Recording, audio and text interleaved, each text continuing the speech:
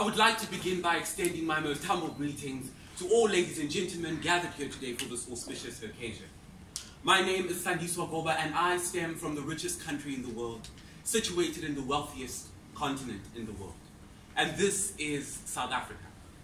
1.3 million square kilometers in size, South Africa is the 24th largest country in the world and the world's largest exporter of platinum. An African-style utopia where people mine gold from their backyards and pick diamonds from riverbanks like water lilies. Ladies and gentlemen, JSE reports report that South Africa has a GDP of $385 billion, which is relatively good when put in comparison with other African states. From the years between 2011 to 2014, foreign exchange reserves increased from $3 billion to $50 billion. And this, in turn, placed South Africa in its second position as the largest economy in Africa. But, ladies and gentlemen, apart from its economic attributes, South Africa is extolled globally for its cultural disposition and historical background. South Africa is the home of exotic experiences like Umbaqana music, the Koda, you name it.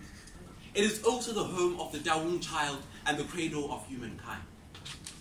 But this is South Africa, and one indubitably cannot refute that the true essence of our country is reflected in our people.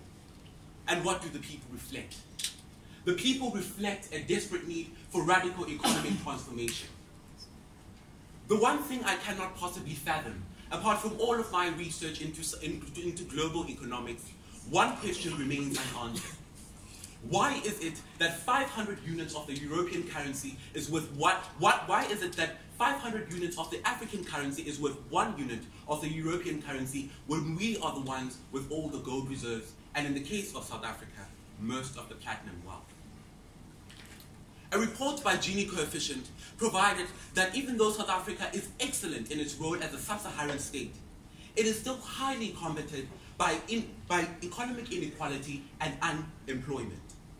This is South Africa, the land of white supremacy, a constitutional perpetuation of the economic and social oppression of black by white. Reports by Gini Coefficient further went on to explain that 30.4 million of South Africans still live in poverty. White privilege is conspicuous within South African economic ranks. JSE reports provide that black share owners own only 23% of the shares which are traded on the stock exchange. This is South Africa. We continue to fashion a society of oppressive afflictions where blacks are oppressed by white. We continue to fashion communities where blacks depend on white-provided labor. A fashion created under the post-colonial free meal system. This is South Africa, the land that we have created. A land where the most indigent are under the impression that we all have equal opportunity. In conclusion, I would therefore like to send out a message to white monopoly capitalism in South Africa by echoing the words of Sierra Leonean economist Melance Bart-Williams, who once said, and I quote, "It is true in nature the fittest survives, but any species that is overhunting or overfeeding on the resources which they depend on as nourishment, the order of natural selection would sooner or later take the predator out because it disturbs the balance." This is South Africa. And ladies and gentlemen, for your undivided attention, I thank you.